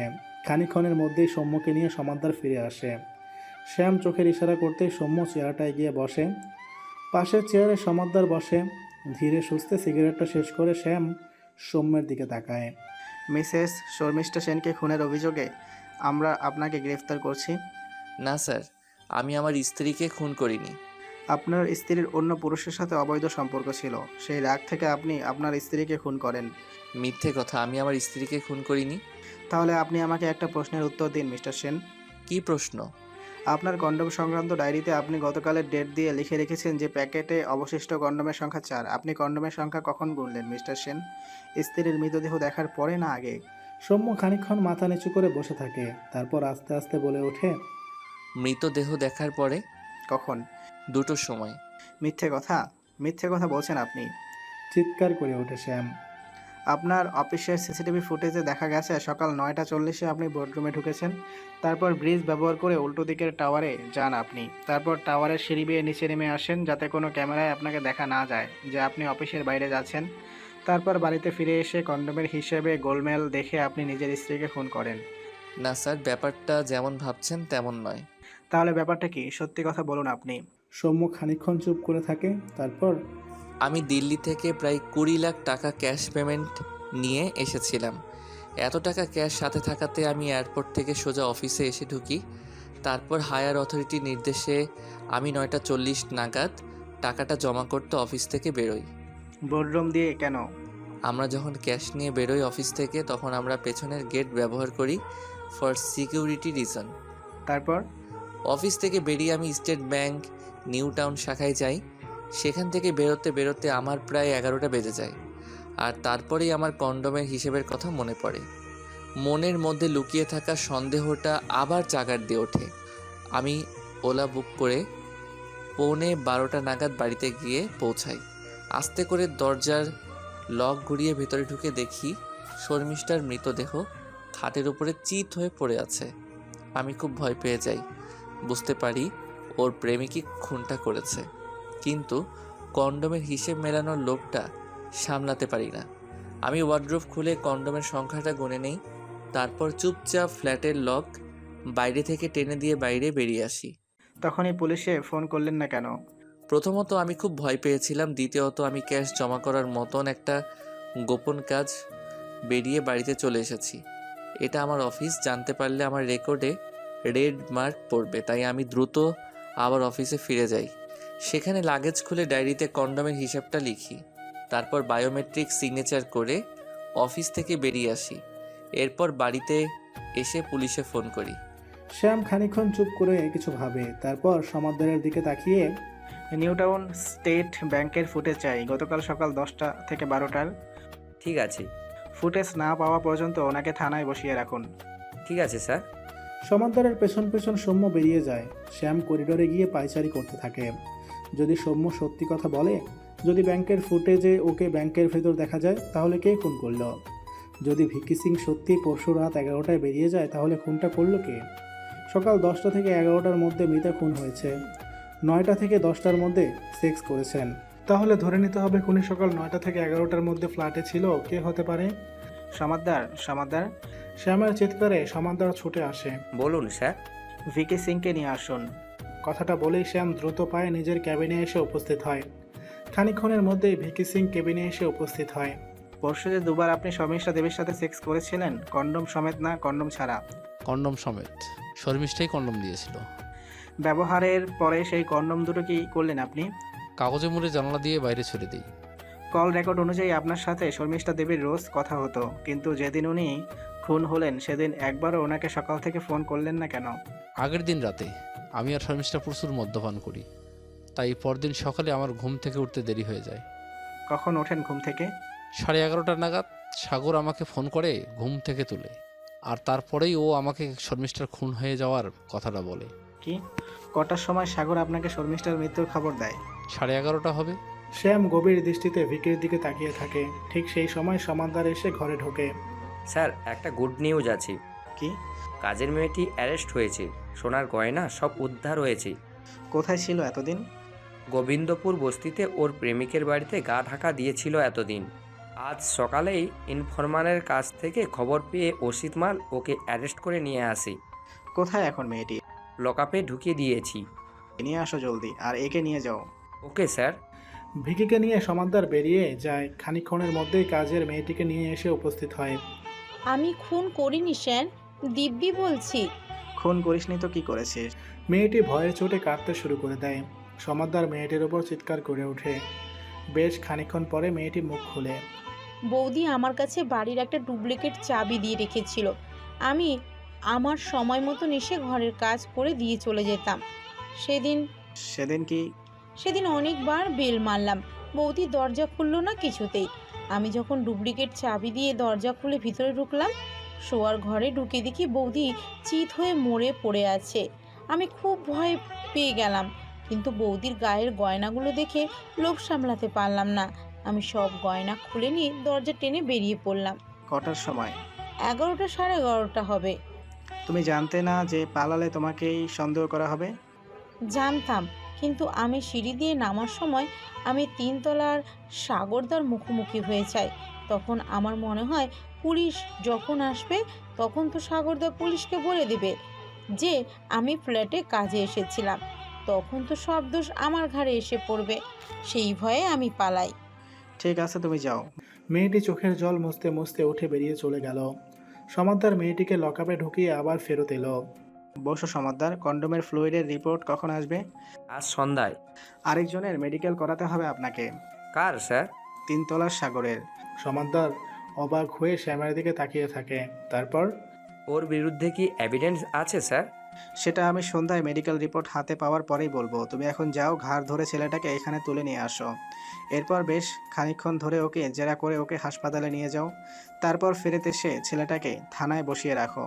সন্ধ্যার মধ্যে আমার সবার মেডিকেল রিপোর্ট চাই। আর হ্যাঁ, সৌম্য, কাজের মেয়েটি, ভিকি আর সাগর সবাইকে আলাদা আলাদা রাখবে। কেউ যেন কারোর সাথে কোনো কথা বলতে না পারে। ঠিক আছে স্যার। আমি এখন বেরোলাম সমাদ্দার, বাড়িতে গিয়ে একটু ঘুমাবো। 2 রাত্রির আমি ঘুমাতে পারিনি। সমাদ্দার হাসে। ও জানে শ্যাম যখন বাড়িতে ঘুমোতে যায় তখনও তদন্তের সমাধান করে তবেই ঘুমোতে যায়। শ্যাম হালকা চালে থানা থেকে বেরিয়ে গাড়িতে উঠে বসে। ড্রাইভার অনন্ত শ্যামের দিকে তাকিয়ে হালকা হেসে গাড়ি স্টার্ট দিয়ে দেয়। সন্ধ্যে 7টার সময় শ্যাম থানায় ফেরে। কেবিনের দরজা ঠেলে নিজের কেবিনে ঢুকতেই সমাদ্দার এসে উপস্থিত হয়। হাতে 3টে মুখ বন্ধ খাম। শ্যাম খাম 3টে হাতে নিয়ে একে একে রিপোর্টগুলো বার করে। রিপোর্টগুলো পড়ে শ্যামের মুখে হাসি ফুটে ওঠে। তারপর, 4 জনকেই কেবিনে নিয়ে এসো। ঠিক আছে স্যার। হাসি হাসি মুখে সমাদ্দার বেরিয়ে যায়। খানিক পরে একে 4 জন কেবিনে ঢোকে। সৌম্য, ভিকি, কাজের মেয়েটি এবং সাগর। শ্যাম চোখের ইশারা করতেই ওরা চেয়ারে বসে পড়ে। সমাদ্দার ওদের পেছনে হাসি মুখে দাঁড়িয়ে থাকে। শ্যাম ওদের প্রত্যেককেই ভালোভাবে একবার দেখে নেয়। তারপর, গতকাল সকালে 10টা থেকে 11টার মধ্যে মিসেস শর্মিষ্ঠা সেন খুন হন, আর খুনি আপনাদের 4 জনের মধ্যেই একজন। শ্যাম সবার চোখে চোখ রাখে একবার করে। সবাই নিরুত্তম মুখে শ্যামের দিকে তাকিয়ে থাকে। কেবলমাত্র কাজের মেয়েটির চোখে মুখে একটু চাঞ্চল্য লক্ষ্য করা যায়। আপনাদের মধ্যে যে খুনি সে কি নিজেই নিজের অপরাধ স্বীকার করে নেবেন, নাকি আমাকেই স্বীকারোক্তি আদায় করে নিতে হবে? সবাই নিশ্চুপ। শ্যাম আবার শুরু করে। শর্মিষ্ঠা দেবীর এবং সৌম্যবাবুর বিয়ে হয়েছে প্রায় 6 বছর আগে। সৌম্যবাবু এবং তার পরিবার অসম্ভব রক্ষণশীল মানসিকতার। শর্মিষ্ঠা দেবী গ্রামের মেয়ে হলেও নিজের জীবনটাকে উনি খোলামেলাভাবে উপভোগ করতে চান, কিন্তু সেটা না করতে পেরে রক্ষণশীল ও গোড়া সৌম্যবাবুর সাথে দাম্পত্যে উনি হাঁফিয়ে ওঠেন। অবশেষে নিজের এই জীবন থেকে মুক্তির জন্য উনি ধীরে ধীরে বিভিন্ন জায়গায় বিভিন্ন পুরুষের সাথে সম্পর্কে জড়িয়ে পড়েন। এভাবেই একদিন সাগর বাবুর বাড়ির অনুষ্ঠানে ভিকি সিংয়ের সাথে ওনার সম্পর্ক তৈরি হয়। ওনারা অবাধ মেলামেশা করতে থাকেন। সৌম্যবাবু যখনই কোনো অফিসিয়াল ট্যুরে যেতেন, ভিকি শর্মিষ্ঠার ফ্ল্যাটে এসে উপস্থিত হতো। ফ্ল্যাটে আসার সময় উনি সাগরবাবুর ফ্ল্যাটে যাচ্ছেন বলে বাড়ির ভেতরে ঢুকতেন। যেদিন শর্মিষ্ঠা দেবী খুন হলেন তার আগের দিন বিকেলে শর্মিষ্ঠা দেবীর ডাকে উনি একইভাবে ফ্ল্যাটে এসে উপস্থিত হন। স্বামীর অনুপস্থিতিতে শর্মিষ্ঠা দেবীও রক্ষণশীল সাজগোজ ছেড়ে খোলামেলা পোশাক পরে প্রেমিকের জন্য অপেক্ষা করতে থাকেন। ভিকি আসার পরে দুজনে মিলে মদ্যপান করেন এবং উদ্দাম শরীরী খেলায় মেতে ওঠেন। ওদের মিলনের সময় শর্মিষ্ঠা দেবী নিজেই সৌম্যের কন্ডোমের প্যাকেট থেকে দুখানি কন্ডোম ভিকিকে ব্যবহার করতে দেন। ব্যবহারের পরে ভিকি কন্ডোম দুটি রাস্তায় ফেলে দেন। রাত্রে 11টা নাগাদ ভিকি চলে যাওয়ার পরে শর্মিষ্ঠা দেবী আবার রক্ষণশীল তাঁতের শাড়ি মোড়কে ঢুকে যান। কথাগুলো বলে ভিকি সিং এর দিকে তাকায়। কি ভিকি সিং, ঠিক বলছি তো? ভিকি মাথা নাড়িয়ে সম্মতি দেয়। শ্যাম আবার শুরু করে। বাড়ির ভেতরে যখনই কারোর সাথে যৌন মিলনে লিপ্ত হতেন শর্মিষ্ঠা দেবী, প্রতিবারই সৌম্যের কন্ডোমের বাক্স থেকে উনি প্রেমিককে কন্ডোম বার করে দিতেন। এর ফলে কন্ডোমের হিসাব একটা গোলমাল হয়। সৌম্য যার ফলে নিজের স্ত্রীকে সন্দেহ করতে শুরু করে এবং একটি ডায়েরিতে কন্ডোমের হিসাব লিখে রাখতেও শুরু করে। গতকাল সকালে শর্মিষ্ঠা দেবীর ফ্ল্যাটে আরেকজন প্রেমিক আসেন। শর্মিষ্ঠা দেবী তার সাথেও যৌনতায় মেতে ওঠেন, কিন্তু সেই প্রেমিকটি একটি ভুল করে বসেন। ব্যবহারের পরে উনি কন্ডোমটি বাথরুমের ডাস্টবিনে ফেলেন। এরপর কোনো একটি ভীষণ কারণে প্রেমিকটি শর্মিষ্ঠা দেবীকে বালিশ চাপা দিয়ে খুন করেন এবং বাইরের দরজার লক টেনে দিয়ে চলে যান। ইতিমধ্যে এই কাজের মেয়েটি রোজকার কাজ করতে ফ্ল্যাটে এসে উপস্থিত হয়, কিন্তু কারোর কোনো সারা শব্দ না পেয়ে ও ওর কাছে থাকা ফ্ল্যাটের ডুপ্লিকেট চাবি দিয়ে দরজা খুলে ফ্ল্যাটে ঢুকে। এরপর বেডরুমে ঢুকে শর্মিষ্ঠা দেবীর মৃতদেহ দেখতে পায়। গয়নার ওপরে কাজের মেয়েটির বরাবর লোভ ছিল। ও চুপচাপ মৃতদেহের শরীর থেকে গয়না খুলে নিয়ে ফ্ল্যাট থেকে বেরিয়ে আসে। ফ্ল্যাট থেকে বেরোনোর সময় ওর সাথে সাগর বাবুর মুখোমুখি হয়ে যায়। এরপর কাজের মেয়েটি ভয় পেয়ে গয়না নিয়ে চম্পট দেয়। কথাগুলো বলে শ্যাম তাকায় কাজের মেয়েটির দিকে। মেয়েটি ওর মাথা নিচু করে নেয়। শ্যাম আরও বলতে থাকে। এদিকে দিল্লির কাজ মিটিয়ে সৌম্যবাবু গতকাল সকালেই ফিরে আসেন। ওনার কাছে প্রচুর ক্যাশ পেমেন্ট ছিল। অফিসে ঢোকার পরে সেই ক্যাশ পেমেন্ট ব্যাংকে জমা করার জন্য উনি পেছনের সিঁড়ি দিয়ে অফিস থেকে বেরোন। ক্যাশ জমা করার পরে উনি ওনার স্ত্রীকে হাতে নাতে ধরার জন্য ওলা বুক করে নিজের ফ্ল্যাটে এসে পৌঁছান। ফ্ল্যাটে ঢুকে তিনি ওনার স্ত্রীর মৃতদেহ দেখে চমকে ওঠেন। যেহেতু উনি অফিসের কাজে বেরিয়ে এখানে এসেছিলেন, তাই তখন আর উনি পুলিশে ফোন করেন না। উনি চুপচাপ ফ্ল্যাট থেকে অফিসে ফিরে যান। এরপর দুপুর 1টা নাগাদ উনি বায়োমেট্রিক ডিপার্চার করে বাড়িতে ফেরেন এবং পুলিশে খবর দেন। কথাগুলো বলে শ্যাম সৌম্যর দিকে একবার তাকায়। তারপর, এবার আমার কাজ হলো যে প্রেমিকটি সকালবেলা শর্মিষ্ঠা দেবীর ফ্ল্যাটে গিয়ে ওনাকে খুন করেছে তাকে গ্রেফতার করা। কথা শুনেই উপস্থিত সবাই সোজা হয়ে বসে। শ্যাম সাগরের দিকে কঠিনভাবে তাকায়। বলুন সাগরবাবু, কেন খুন করলেন শর্মিষ্ঠা দেবীকে? সাগর চমকে ওঠে। আমি খুন করিনি। আপনি খুন না করলে আপনি জানলেন কিভাবে যে শর্মিষ্ঠা দেবী খুন হয়েছে? আমি জানতাম না, পুলিশ আসার পরে আমি জানতে পারি। মিথ্যে কথা। আপনি সকাল 11:30টার সময় আপনার বন্ধু ভিকি সিংকে ফোন করে শর্মিষ্ঠা দেবীর খুনের সংবাদ জানান। শুধু তাই নয়, আপনি ওকে কলকাতা ছেড়ে পালানোর পরামর্শও দেন। মিথ্যে কথা। মোবাইলের কল লিস্ট প্রমাণ যে সকাল 11:30টার সময় আপনি ভিকি সিংকে ফোন করেছিলেন। হ্যাঁ, ফোন করেছিলাম, কিন্তু শর্মিষ্ঠার খুন হয়ে যাওয়ার কথা আমি বলিনি। আপনি অযথা মিথ্যে বলছেন সাগর। ভিকির মোবাইলটি আমরা বাজেয়াপ্ত করেছি। আপনার হয়তো জানা নেই যে ওর মোবাইলে সমস্ত কথাবার্তা নিজে থেকে রেকর্ড হয়ে যায়। আমরা সেখান থেকে আপনার এবং ভিকির সমস্ত কথা শুনেছি। যেখানে সকাল 11:30টার সময় আপনি ভিকিকে ফোন করে শর্মিষ্ঠা দেবীর খুনের কথা জানাচ্ছেন এবং ওকে পালানোর পরামর্শ দিচ্ছেন। কি করে তখন আপনি জানলেন যে শর্মিষ্ঠা দেবী খুন হয়েছে? বলুন বলুন সবার সামনে। মিথ্যে, সব মিথ্যে। চিৎকার করে ওঠে সাগর। শ্যাম সাথে সাথে চেয়ার ছেড়ে উঠে দাঁড়িয়ে সাগরের চুলের মুঠি চেপে ধরে। তারপর ওর গালে একটা সপাটে থাপ্পড় মেরে হিসিয়ে গলায় বলে ওঠে। শর্মিষ্ঠা দেবীর বাথরুমে যে কন্ডোমটা পাওয়া গেছে তার ভেতরের ফ্লুইডটা আপনার ছিল সাগর। মেডিকেল রিপোর্ট তাই বলছে। সেই কন্ডোমটা শর্মিষ্ঠা দেবীর শরীরেও প্রবেশ করানো হয়েছিল। শর্মিষ্ঠা দেবীর দেহরস্য সেই কন্ডোমের গায়ে পাওয়া গেছে। এর থেকে এটাই প্রমাণিত হয় যে আপনি এবং শর্মিষ্ঠা দেবী সেদিন যৌন সঙ্গম করেছিলেন এবং তারপরেই আপনি ওকে খুন করেন। আপনি ধরা পড়ে গেছেন সাগর। নিজেকে এরপর যত লুকানোর চেষ্টা করবেন আপনি ততই নিজের জালে নিজে জড়াবেন। বলুন আপনি কেন খুন করলেন, বলুন। প্রবল চাপের মুখে সাগর টেবিলের উপরে ঝুঁকে পড়ে। ওর মুখটা ধীরে ধীরে কঠিন হয়ে ওঠে। এক অদ্ভুত জিজ্ঞাসা ওর চোখে মুখে এসে জমা হয়। তারপর ধীরে ধীরে সব কথা বলতে থাকে। শর্মিষ্ঠা একজন চরিত্রহীন মহিলা ছিল। বহু পুরুষের সাথে বিভিন্ন সময় ওর সম্পর্ক ছিল। এমনকি আমার বন্ধু ভিকিকেও ও নিজের জালে ফাঁসিয়ে নিয়েছিল। ভিকির সাথে ওর সম্পর্ক তৈরি হওয়ার পরেই আমার মধ্যে ওর শারীরিকভাবে পাওয়ার একটা চাহিদা তৈরি হয়। আমিও তখন ওর পিছনে সময় দিতে শুরু করি। এরপর ভিকির পাশাপাশি ও আমার সাথেও শারীরিক সম্পর্কে জড়িয়ে পড়ে।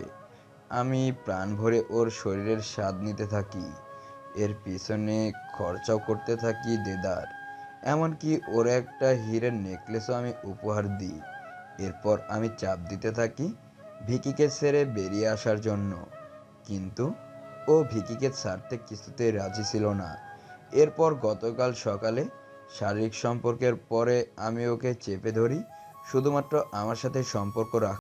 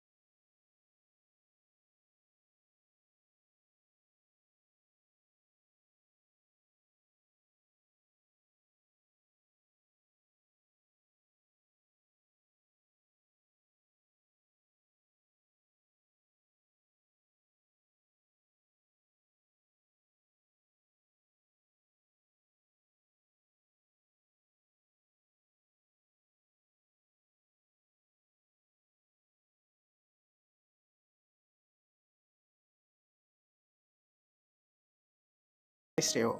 কারোর প্রেমিকা যদি সম্পর্ক থেকে সরে যেতে চায়, তাকে খুন করা আর 5টা খুনের মতোই ঘৃণ্য একটা খুন। এক্ষেত্রে খুনি কোনো রকম সহানুভূতি পাওয়ার যোগ্য নয়। কথাগুলো বলে শ্যাম পকেট থেকে একটা সিগারেট বার করে ধরালো। তারপর সিগারেটের ধোঁয়া উপরে ফ্যানের দিকে ছেড়ে বলে উঠল, মিসেস শর্মিষ্ঠা সেনকে খুনের অভিযোগে আমি সাগর দাসকে গ্রেফতার করলাম, আর মৃতদেহের গায়ের গয়না চুরির অভিযোগে কাজের মেয়ে কমলা কুইলাকেও গ্রেফতার করলাম। কথাগুলো বলেই শ্যাম কেবিন ছেড়ে বেরিয়ে আসে। বেরোনোর সময় সমাদদার একটা সেলুট করে শ্যামকে। গাড়িতে ড্রাইভার অনন্ত অনেকক্ষণ ধরেই অপেক্ষা করছিল। শ্যাম গাড়ির পেছনের সিটে উঠে বসেই শ্রেয়ার নাম্বারটা ডায়াল করে। 2বার রিং বাজার পরেই শ্রেয়া অপর প্রান্ত থেকে ফোন তোলে। হ্যালো, রেডি হয়ে নাও। হব না কেন? 2 দিন পরে আমাকে ফোন করার সময় হলো? শ্যাম হাসে। পুলিশ অফিসারের গার্লফ্রেন্ড তুমি, এইটুকু অপেক্ষা তো করতেই হবে। শ্রেয়াও হাসে। সেই জন্যই তো এখন ফোনটা ধরলাম। বলো কোথায় যাবে? অনেকদিন গান শুনি না, আজ একটু গান শুনতে যাব। সামপ্লেস এলস? একদম, আধ ঘন্টার মধ্যে পৌঁছাচ্ছি। এসো, আমি অপেক্ষা করছি। শ্যাম ফোনটা কেটে দেয়। গাড়ি ততক্ষণে বাইপাসে উঠে পড়েছে। ঠান্ডা হাওয়ায় শ্যামের চুল বাতাসে উঠতে থাকে। হাত দিয়ে নিজের চুলটা ঠিক করে নেয় শ্যাম। তারপর মৃদু হেসে অস্ফুটে নিজের মনেই বলে ওঠে, কন্ডম। সমাপ্ত। গল্পটা এখানেই শেষ করছি। কেমন লেগেছে আপনাদের জানাতে ভুলবেন না। আর এরকম গল্প নিয়মিত পেতে এখনই সাবস্ক্রাইব করুন আমাদের চ্যানেল।